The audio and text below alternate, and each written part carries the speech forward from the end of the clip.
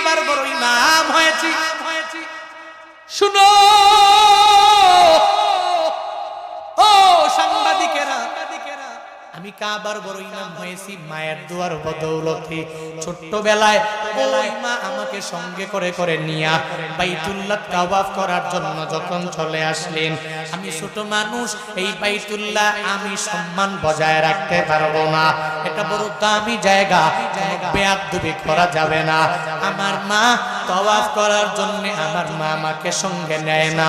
আমাকে বলে, ও সন্তান, ওই মাকাফের এক পাশে তোমাকে দাঁড় করায় রাখবো, এই জায়গায় থাকবি, আমি তাওয়াফ করব, তুমি এই জায়গা থেকে চেঞ্জ করবা না, ওই জায়গাটা পরিবর্তন করে করে নিবা না। মা আমাকে রেখে রেখে যখন একটা ঘুর দিল, ঘুরার পরে মা যখন তার কাছে যায়, যাইয়া দেখে যেই জায়গায় সন্তানটারে দাঁড় করানো, ওই জায়গায় সন্তানটাকে